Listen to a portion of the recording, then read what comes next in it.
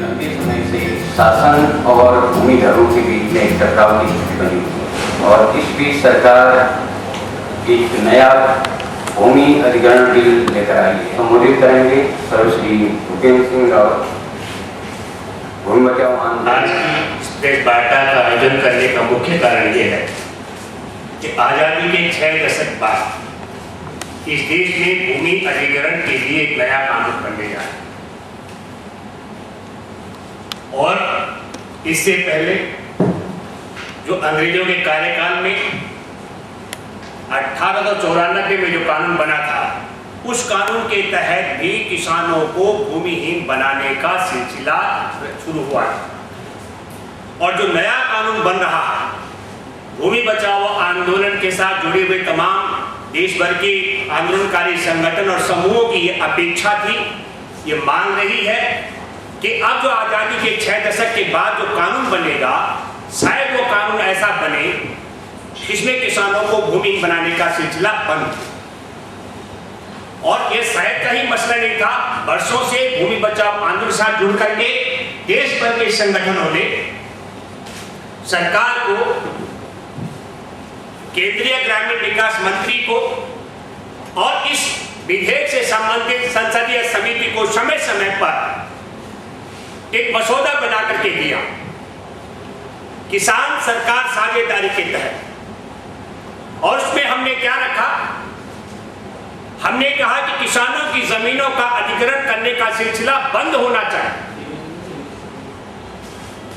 और दूसरी बात, जो गांव सभा की जमीन है उसका अधिग्रहण जो किया जाता है और उसका लाभ किसी को नहीं दिया जाता है, उस पर गांव के भूमिहीनों के वंशजों का भविष्य सुनिश्चित होना चाहिए। इस प्रकार की हमने कल्पना तैयार करके मसौदा सरकार को और संसदीय समिति और राजनीतिक पार्टियों को दिया। जब हमने ये बात की, तमाम संगठनों ने मिलकर के जो हमारे साथ बैठे हैं और कई संगठन जो पहुंच नहीं पाए, तो मूल रूप से हमने ये महसूस किया अभी, बल्कि ये शिद्दत के साथ देखा कि जब किसी गांव की जमीन जाती है तो खेती पर जो निर्भर किसान है उनको 3 प्रकार के नुकसान होते हैं। पहला नुकसान ये होता है कि उनकी जमीन जाने से वो भूमिहीन बन जाते हैं। दूसरा नुकसान उनका ये होता है कि जिस जमीन पर उनकी आजीविका चल रही होती है, उनकी आजीविका खत्म हो जाती है, बेरोजगार हो जाते हैं। और तीसरा एक और महत्वपूर्ण नुकसान होता है। वह नुकसान क्या होता है? वह नुकसान होता है जो जमीन की स्वाभाविक कीमत बढ़ती रहती है, उस लाभ से किसान वंचित हो जाते हैं। जमीन में चाहे फसल पैदा होती हो अन्न की, या वहां पर उत्पादन, हम फसल की जगह वहां शहर का विस्तार करते हैं, वहां उद्योग लगाते हैं, वहां व्यवसाय का आवश्यक कॉम्प्लेक्स बनाते हैं, जमीन की कीमत का बढ़ोतरी निरंतर होता ही रहता है।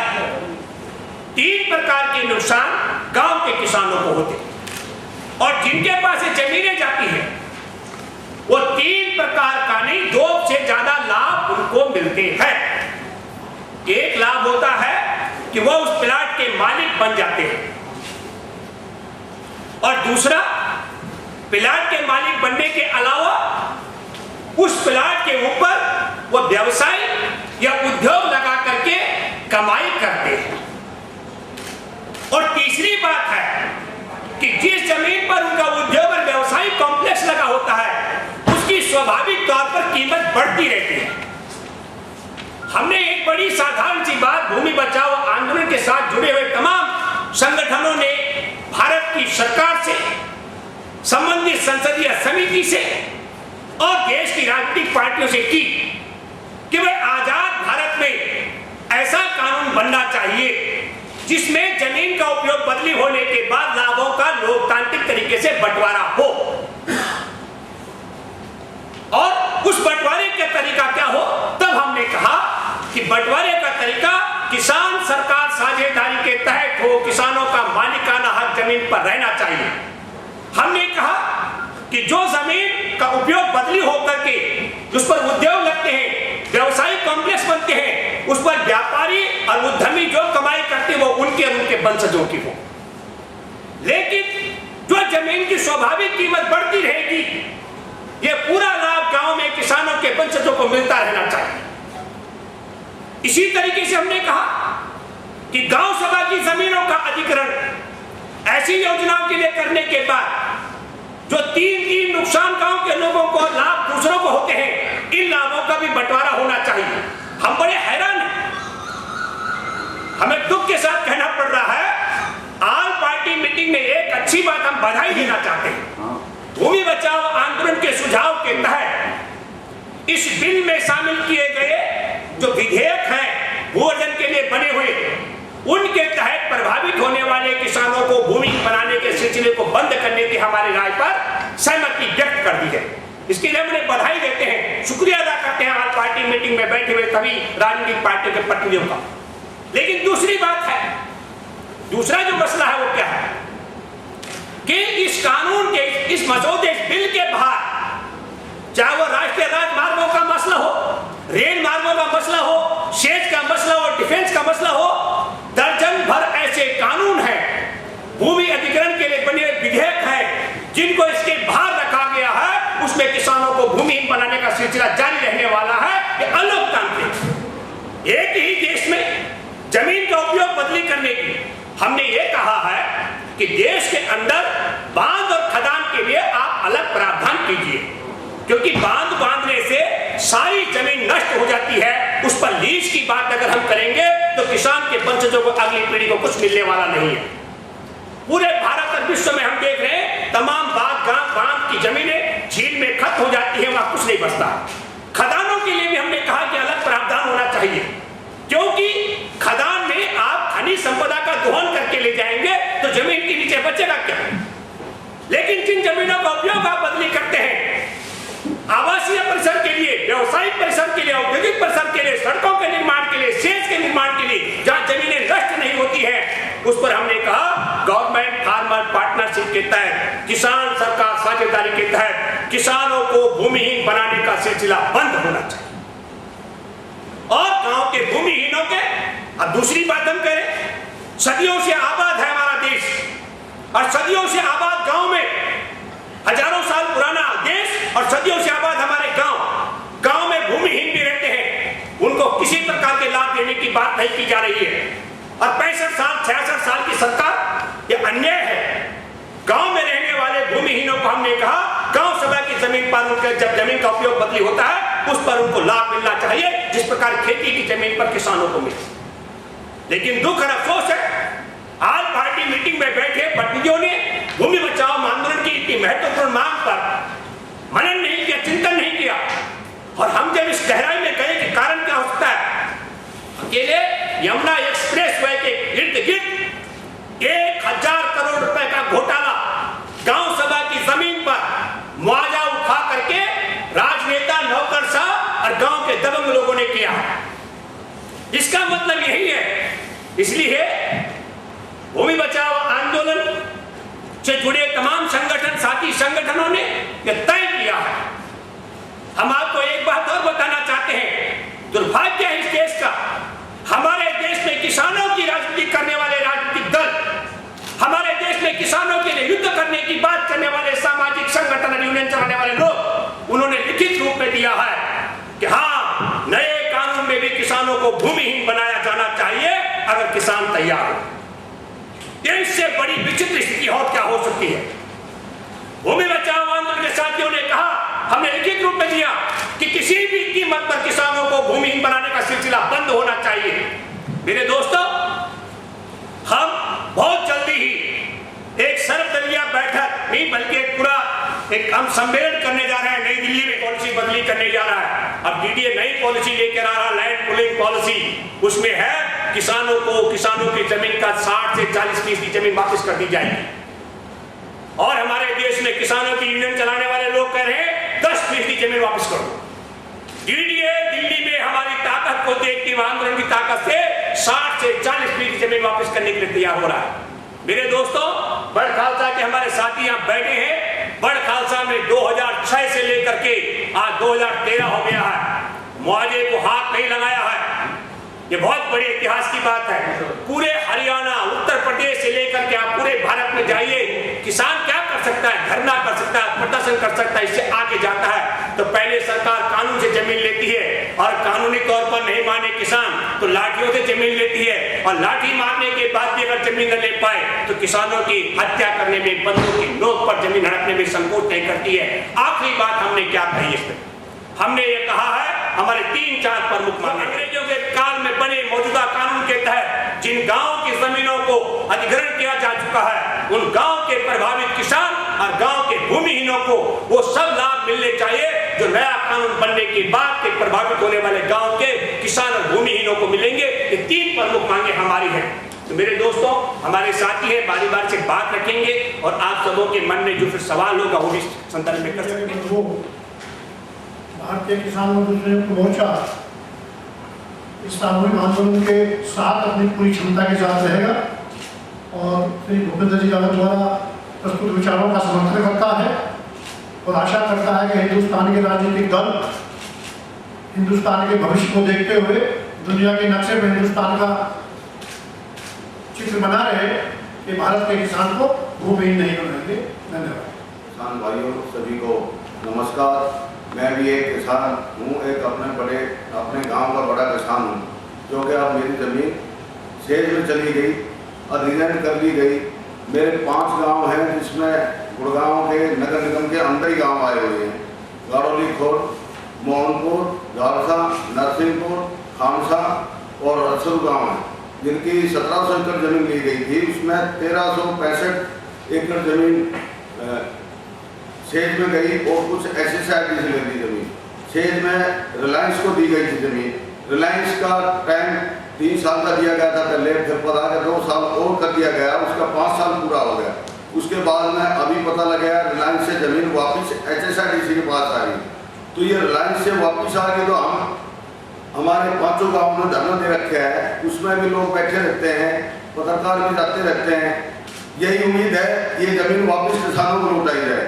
वो शहर के अंदर ज़मीन है, उसमें पशु चारा और अनाज, सब्जियां वगैरह, अभी अनाज की दिक्कत है, सब्जियों की दिक्कत है। शहर के अंदर ज़मीन होने के नाते उसके पशुओं को चारा मिलता, पशु दूध देते तो उसमें दूध की भी पूर्ति होती है। और गाँव के उसमें हरिजन भी भाई हैं हमारे जो बेरोजगार, जिनके पास ज़मीन नहीं है, वे किसानों के साथ जुड़े हुए हैं। जैसे खाती हुआ, अलवार हुआ और हरिजन भाई सभी उस पर निर्भर करते थे, तो वे भी सभी उस जमीन से वंचित है। तो मैं आप मीडिया के जरिए मैं यही बताना चाहता हूँ 5 गाँव की जमीन वापस किसानों को दी जाए, उसमें दोबारा से सब्जी उगाई जाए, दूध पालन हो, सभी बेरोजगार जितने भी बच्चे हैं। आगे जमीन इतनी महंगी हो गई, अब हमारी जमीन 2006 में एक बार हुई थी, 2003 में सेक्शन 4 हुए थे, 2006 में सेक्शन 6 हुए थे और 2006 में उसका मुआवजा दिया गया था। मात्र मुआवजा 12.5 लाख रुपए दिया गया था। अब वहाँ जमीन का रेट है 10 करोड़ रुपए रेट है और वो जमीन उपजाऊ 3 फसल होती थी जमीन में। अभी ये संघर्ष ये बताया है उपजाऊ जमीन जिसमें 3 फसल होती है उसकी जमीन का अधिग्रहण नहीं होना चाहिए। भूमिहीन होने के बाद तो हमारे पास कुछ नहीं है। हमारा 10 साल से कम कंधावा में भूमि आंदोलन चला हुआ है। हमें 2008 में भी एक DCO ऑफिस को 35 दिन बंद किया था। बड़ा हमें संघर्ष करते आ रहे हैं, संघर्ष करते जब तक हमारे को हक नहीं मिलेगा। भूमि किसान को मालिकाना हक मिलना चाहिए और इसके लिए हम लड़ते रहेंगे। हर कोई सी पार्टी है उस संघर्ष समिति हमारी राजनीतिक पार्टियों से इसकी लड़ाई लड़ते रहेंगे कि हमारे को भूमि बचाओ आंदोलन में हमारे को जमीन का मालिकाना हक मिलना चाहिए। जमीन एक्वायर करती है तो उसको हमें हिस्सेदारी होनी चाहिए हमारी उसके अंदर। हम ये 2-3 मांगे, हमारी हिस्सेदारी इसके अंदर बहुत जरूरी है। और जमीन सारी एक्वायर होने के बाद तो हमारे लोग बिल्कुल बेहीन, भूमि जैसे माता के बगैर हो जाता है बच्चा, ऐसे ही भूमि के बगैर किसान बेहीन हो जाता है। हम यही लड़ाई है हमारी कि हमारे माल जमीन का हमारे मालिकाना हक मिलना चाहिए। तो साथ जमीन कुछ लेती है तो हमारे को हिस्सेदारी उसको लीज पर जमीन को देना चाहिए। हमारी जमीन को बिल्कुल कबार करके हमें भूमिहीन नहीं करना चाहिए। हमारी जमीन को लीज पे ले जिससे कि हमारा बच्चे भी हमारे उससे कुछ थोड़ा बहुत खाते रहे। जैसे एक ये DD इतनी बड़ी वो बना रखी इन्होंने दलाल दिल्ली सरकार ने, अगर जमीन को 200-400 रुपए का लेते हैं उसको लाखों रुपए का बेचते हैं। किसान का एक बार जमीन बेची हो तो बिल्कुल बेहीन हो गया, उसके पास तो कुछ बचा नहीं। वो 2 साल में अपने मकान बना के अपने बच्चे की शादी करे बराबर हो जाता है। लेकिन जो उससे कंपनी जमीन लेती है वो सालों साल 100 साल तो उससे कमाती रहती है, किसान को एक बार मिल गया। तो उसमें मैं चाहता हूँ कि भूमि का हमारा हक होना चाहिए, उसके अंदर हमारे का नाक होना चाहिए। सरकार जमीन लेती है तो उसमें हमारी हिस्सेदारी होनी चाहिए। ये हमारा जो भूमि बचाओ आंदोलन संघर्ष जो चल रहा है वो 19 मार्च 2008 से चल रहा है और हमारा एक ही मोटो है कि भाई कृषि योग्य जमीन को जो है वो बिल्कुल भी नहीं दिया। हमारी 3 फसली जमीन है जिस जमीन से हर जीव, आदमी, पशु, पक्षी, इवन टू कीड़े मकोड़े जो है वो बगैर अन्न के नहीं है। जमीन नहीं होगी तो अन्न कहाँ से आएगा? मेरी समझ में एक बात नहीं आती कि सरकार जो है वो जमीन का अधिग्रहण किए जा रही है, कंक्रीट का जंगल जो है वो खड़ा करना, कारखाने लगा रहे हैं। भाई ऐसा कौन सा कारखाना होगा कि जिस कारखाने में अन्न पैदा किया जा सके और जीव को बचाया जा सके? जीव के लिए तो चाहे वो मनुष्य है, चाहे पशु है, चाहे पक्षी है, इवन टू कीड़े मकोड़े, अन्न के बगैर, पानी के बगैर तो जिंदा रह ही नहीं सकते। आज भी हमारा जो आंदोलन चल रहा है, जैसे पहलवान जी ने बताया कि कंधावला के अंदर ये इतिहास रचा गया है हिंदुस्तान के अंदर। 35 दिन तक डीसी ऑफिस को सील किया गया और इसी उसमें के हम अपनी जमीन नहीं देते। आवासीय परिसर में भी आपके वंश वृद्धि होती है, परिवार की खुशहाली होती है और जिस जमीन पर आपका आवासीय परिसर बना उसकी स्वाभाविक कीमत बढ़ती रहती है। सड़कें भी घाटे का सौदा नहीं। सड़क पर आने से पहले कोई भी गाड़ी शेल टैक्स देती है, फिर उसके बाद वो रोड टैक्स देती है और फिर फ्यूल टैक्स देती है, तब सड़क पर चलते टूल टैक्स भी है। 4 प्रकार की कमाई हो रही है। हम ये कह रहे हैं कि लाभों का देखिए 3 चीजें नहीं, पहला मसला है कि ये लोकतंत्र है। लोकतंत्र को ना हम लाए, ना सोनिया जी लाए, ना सुषमा जी लाए। इसके लिए शहादत दी देश के हजारों हजार किसान और मजदूरों की। आपके कहने का मतलब एक लाइन में ये 3 चीजें फायदे का जो है नहीं, मैं कह रहा हूं एक तो हम ये कह रहे हैं कि जो लाभ होने इनका लोकतांत्रिक तरीके से बंटवारा हो। दूसरी बात हम ये कह रहे हैं कि हमारे देश में बाबा साहेब के सामाजिक न्याय और गांधी जी का जो आखिरी पायदान में बैठा व्यक्ति को न्याय देने का सिद्धांत है, उसके हिसाब से गांव के भूमि को लाभ। अर्बन खालसा तो वो गांव है, इतना मजबूत गांव है, पूरी इंडिया में ऐसा गांव नहीं है जिसमें एक भी आदमी ने मुआवजा नहीं उठाया। 2006 से एक भी बंदा ऐसा नहीं है। वहाँ का विधायक भी है, उसने बहुत पकाया, सारे को बिठाया, लेकिन बड़ खालसा का आदमी एक भी बकाई में नहीं आया सरकार। और जब तक ये 1894 का एक्ट नहीं टूटेगा, कुंडली धरना जारी रहेगा। ये हमारा वादा है। जय हिंद। बात ये है कि कंजावाला जो आंदोलन जो रिलायंस ने पावर के लिए 2500 एकड़ जमीन ली थी और वहाँ के लोगों ने जो संघर्ष किया, वो भी जो संघर्ष किया और उसके बाद रिलायंस और मुलायम सिंह की सरकार दोनों को जाना पड़ा। तो इसके लिए सबसे बड़ी बात यह है कि आंदोलन चलना चाहिए और आंदोलन में जो है कि बहुत से लोग होते हैं, पार्टी के लोग होते हैं जो तोड़ते हैं कुछ चंद स्वार्थों के लिए, वो रुकना चाहिए। और उसको रुकने का सबसे बड़ा कारण यह है कि जब तक उनमें अवेयरनेस नहीं आएगी, जागरूकता नहीं आएगी, तब तक ये कोई भी आंदोलन सफल नहीं हो सकता है। ना भूमि बच सकती है, ना जंगल बच सकते हैं, ना जमीन बच सकती है, ना जल बच सकती है। धन्यवाद सब साथियों का। चलो।